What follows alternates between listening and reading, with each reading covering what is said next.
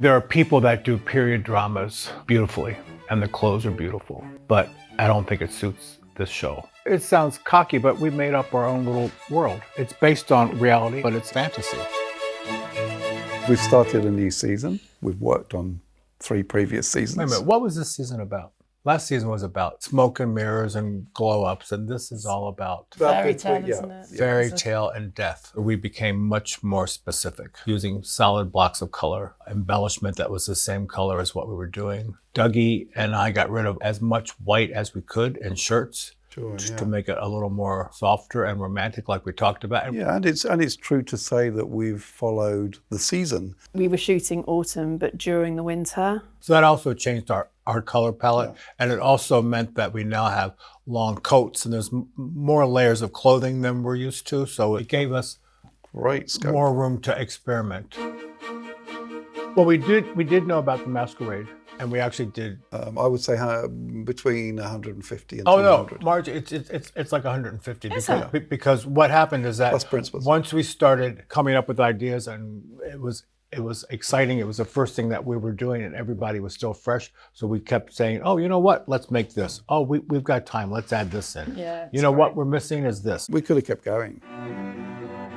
This is Sophie's dress from the masquerade ball. We didn't want to do anything blatant with regards to the Cinderella story. We couldn't play into that. As fantasy, we actually had to draw back and make it more of a reality. We wanted a simplicity to it. She hasn't got this huge, big, ostentatious costume. So he's noticing somebody that's different, and she's walking into the ball and she's looking around and she's just kind of taking it all in and glittering as she does so. We used a base of a silver lame, and then we had this tulle layer, and then on top of that, jumper of gold underneath. So we're layering up the colours again. And then our embellishment team worked on top of this beautiful overlay to create the whole look here. The top layer is an antique piece of silver beadwork. And the necklace is amethyst. It's been given to her by her grandmother, and it's the national stone of Korea. We were not to have any Asian influences because they're 3rd or 4th generation from the Ton. The season before with the Sharmas, they had just come in from India, so we could see that. But this family is supposed to be integrated into the Ton. So there's a slight nod. And the shoes are Jimmy Choo's. They have nothing to do with the period except, what do you call it? Penwood. The Penwood crest inside. And one thing that we did do, the shoe had a lot of play in handing action. So we did hide the heel. Otherwise, it looks a little too modern. And then obviously we've got Sophie's mask. We learned quite a lot about eyes and lips and what they do when the face is covered. Sophie's mask is something that we realized that it had to cover her whole face for real. Otherwise, Benedict is not very smart because, he would recognize her. So we actually had to cover her face. With Benedict, he doesn't want to go to the masked ball. His valet insists that he does because it's his mother's ball. So we can imagine that his valet concocted a costume together for him. He arrives at the ball on horseback. He strides into the event as a very maverick type character, much as Colin did in season 3. We looked at pictures of Paul Newman, Steve McQueen. I think the idea of keeping him black as well was to make the silver lady, the enigma, much more visible. And we did, in fact, keep a lot of the crowd fairly dark and muted to allow for the silver to shine out.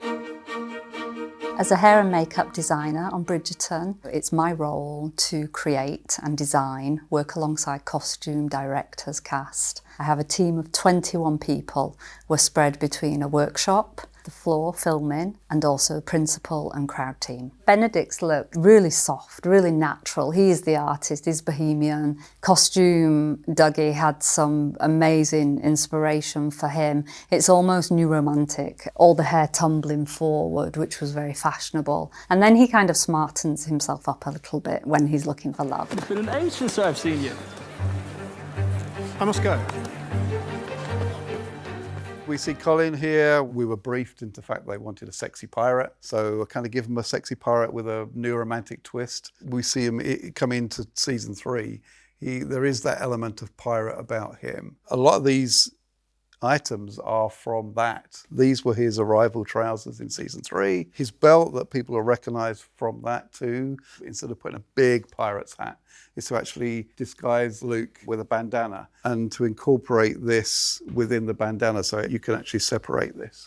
It's a nice thing to do for him to do the reveal at the end at midnight. I can whisk you out of here if you would like. I shall have to face everyone eventually. In the books, Penelope was a leprechaun, but because of the nature of how we're telling the stories, this is pre her and Colin getting together. So you suggested making her a pirate. When we started out, her hair came over one eye. I had an eye patch over the other eye, like a pirate. And she said to us in the fitting, "This is all very nice, but I can't see." So we had to stop the hair and get rid of the eye patch. We had blinded her basically, and that's why she just got a simple mess. But she too just has as much texture and depth as we could get. As we went along, we just built up the layers, and we got a vintage shawl, and then Lorenzo and the jewellery team made this beautiful belt for her. Maria, who's an amazing head of embellishment, did this incredible octopus. And we made her taller than she normally is. So we disguised her in ways that you don't see. The masquerade ball, I think, was at least 150 to 200 just in itself. This is the wig that we created for Queen Charlotte Masquerade Ball. We based this wig upon the galaxy and the stars. It's kind of her thinking about George not being there. And inside, we decided to create a replica in hair art of the crown that George gave to Queen Charlotte. And if you see if I rock it, it's got the crystals in as well. I worked on Queen Charlotte, creating some gorgeous wigs. We had a great team and we've been fortunate to move over onto Bridgerton. We are taking into account what has already been, but adding a little bit of flavour from Queen Charlotte as well. It is hundreds of wigs. And then pieces, we must have up to 1,000 pieces because one head of hair may take 5, 6, 7 pieces. So yeah, we're talking thousands. One wig can take around 4 to 8 weeks to make, and some wigs can take longer. Queen Charlotte, we always stayed with silver and greys. In the Bridgerton world, there's slightly more colour, so we use a mixture of blondes, silvers, we've even got some blues. This is a wig that is an ode to the friendship between Queen Charlotte and Danbury, so we wanted to make some forget-me-nots, but we couldn't find the right colour hair for the blue. So we took white synthetic hair and then we dyed it to a cornflower blue. So these are all the little forget-me-not flowers. There's always a cage that holds the hair because of the height of the styles. So this one, I actually incorporated the cage into the design. So this cage has been made to look like a bird cage. And then obviously the doves, they're a symbol of peace, a symbol of love. These little curls, I actually, when you knit, you cast on the knitting. So basically that's what I did. So that's synthetic hair that's been knitted. Everything on this cage is made from hair that's been moulded. The ivy, and then we've just added a little bit of glitter on the end of the ivy leaves. And this has the classic, I call it the Marilyn Monroe fringe. It works really well for her character. This wig is a wig created for Queen Charlotte, and we decided, because it's really important for us to put as many texture types in her wigs as possible, so we decided to create, each one of these is an Igbo braid that we threaded into and steamed, and then we created the afro texture for the poms on the top. This is a basket weaved front, which is very popular in the Regency period, and the back of the wig is all woven too. Instead of going for Queen Charlotte's usual ringlets that we do, we decided that we would use 2 Igbo braids as her ringlets for this scene. It worked really well and she loved them. Golda's so great. I show her the designs, the pictures, and normally she's always, oh, I love it, I love it. For Golda, it's more about comfort. It's the fact that she has to wear it for a long period. So we have a cage maker that comes in to help us so that her cages sit really well on her head. This was the first wig that I actually created for this season. I really wanted to come in and work away, how do we do braids in the 18th century wig? So this was our interpretation. Again, the overall shape has that 18th century look to it, but we managed to get the braids in, which I absolutely love, and then the afro texture. And this has a branches inside, a branch for each of her children. So that is QC's Tree of Life wig. They're actually really quite quick to get into, so we base around 30 minutes because they're almost good to go, apart from some glue at the front. Hair's so important. It represents who we are, you know, and how we style ourselves. And it's just a beautiful medium to work with. Some artists work with paint, you know, hair artists in this industry. We work with hair, that's our job.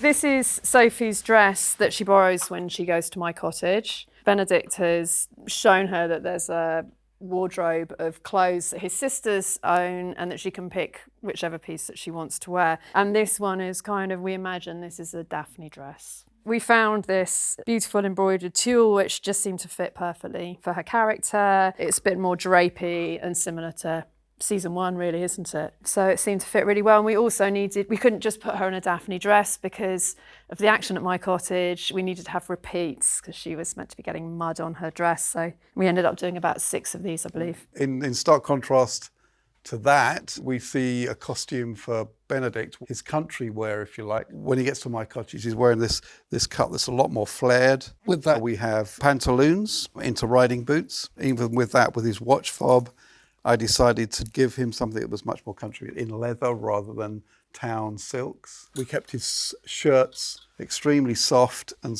romantic and sexy, so John and I wanted something that was almost translucent for this. But that in its own simplicity looks very, very romantic.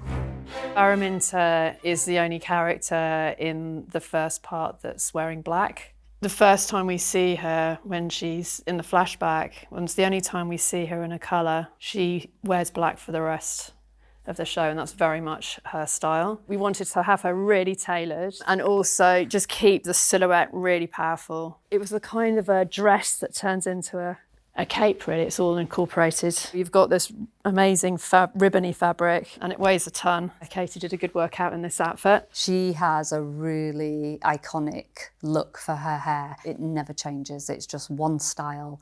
The rolls, which was very fashionable in this period. It's almost like a power hairstyle as well. It's like you don't mess with Araminta. Mr. Bridgerton showed considerable interest in me. Did he? Araminta's daughters, Posy and Rosamond, are a good example of a new shape that we've been introducing for women. We wanted to, again, do a distinction between the two sisters. So initially, we kept Posy quite soft and tended towards pinks. But we do see a progression with her costumes as she goes throughout the season, and she kind of finds her voice a bit more. The next one is her sister. So we wanted to do a distinction and always make Rosamond a little bit harder. She's a favourite, she is a bit meaner. So when it's more flowery there and frilly, it's just a little bit more uptight. So it kind of marries her and her mother a little bit closer. They have to work as a pair. So we decided to make them bookends. Araminta in the middle and the daughters on left and right. So that way, when you see Araminta, you see the bookends, you know what's walking in the room. Welcome back, Mum. When we move into part 2, we then come back from My Cottage in the country and seeing that whole very soft romantic feel back to the ton and high society Mayfair. First thing that we also forget is that there's a funeral and death in this season. That was the first time that we used black on the cast, and that again dictates the colors around it because you don't want to have it too much contrast. You have to mute those colors and you make them deeper but softer so it becomes a cohesive look. Benedict's at home, whereas we've seen him in gowns in the country. Now we have something that's a little bit more formal. It's very crucial to the story. I've decided to up it a little bit. Still finding very interesting, poetic, artistic fabrics. In fact, you know, Sophie borrows some of these pieces as well, so it's kind of a nice crossover between those two. So when we first see the new Lady Penwood, we literally just see a glove coming out of a carriage. We soon discover it's the return of our lovely Cressida. She throws a ball for the ton to partially show off her new husband, the new Lord Penwood. We naturally went back to one of her favourite colours. We saw the set, we saw the floral displays that they were doing, and we had found like a reference of doing leaves instead of actually doing her traditional sleeve. So this is all actually coming from the shoulder rather than as an actual sleeve. Our buyers found this incredible fabric, and it was like a very, very pale pink, and we decided it was just a little bit too girly for Cressida. So we dyed this a darker colour, and again with this beautiful overlay that comes from our amazing fabric company that we work with in Italy. And again, something we tried to do this season is it's different textures and everything, but it's a block of color. It's a block of pink. For Cressida's look, it's got these big puff kind of leaves coming from it. So we decided to mimic those with hair art. So within her hair, she has these beautiful flowers kind of coming out, and as one, it looks beautiful. Cressida's so fun. Right from season 1, she has had some of the coolest hairstyles because she's a character that likes to play around with her hair. So he had to be a match for Cressida, and I just took him that he may be someone that she would have fun with. So he had to have an edge of rock and roll, and it wasn't difficult to decide I was going to put an homage, a nod to Prince. Although it's a Regency shape, it's cut in a very 1980s boxy style. We found this original vintage piece. It opens and it's almost a little case for a guitar pick. The fact of the matter is, if Prince was here right now, he'd want to wear it. With this season especially, you're going to see a few other class distinctions coming in, because we're transgressing from the high society town of Mayfair to below stairs, and we even see their life outside. Bridgerton's always hard to keep historical correctness and etiquette in place, but we did adhere to it a fair amount. And we felt that the Penwood house would be the most old-fashioned, old world, and kind of restrictive. So it's browns. The Bridgertons were already established, but we made a subtle change because we know that Sophie would have to wear that maid's outfit for quite a while. So we redid the maid's outfit so they were a little sexier. The average audience wouldn't notice, but some fans will notice that it's a slight change. And when we get to Araminta's house, they're the most severe. And when we started this, everyone said, she's just a maid. She has one dress. But no, every house is a different uniform. And she has a few of her own personal items, but which have to be really realistic. It's the most realistic we've ever been with clothing on the show, I think. And that's to ground her. Otherwise, it would have not made sense, because she's a real character. She's not Cinderella. So when we looked at the downstairs, we meet a wealth of maids and servants that work in this world. But we really wanted to make these maids feel real. So we looked at a lot of braid work, which was the kind of basis of hairstyles for the Regency period. So it really was very easy for us to decide, whether it's a braided bun or a plain bun, styles that we felt they were capable of achieving. Our goal with the makeup, we wanted to go more into new tones again. We wanted to really go into the faces and see the skin for its natural tones. We started in 1812, 1813. Time doesn't stop, so we're in 1818. It gives us a little ability to have a little more character to each. Yeah, it's great. We can start building character from our stock versus just a cookie cutter look from the first season. In the beginning, we had to explain each family, the color, that all gave us a guide. And now as the story matures and the characters mature, our look of the clothing matures too. And it becomes richer and more integrated, more involved. It's not just like I say, a cookie cutter look, And we're always going to build new for the top end of society. So that gives us that scope to continue designing, continue building. We draw from all periods, so we can mix that into, so it's more of a kaleidoscope of ideas. Write it down.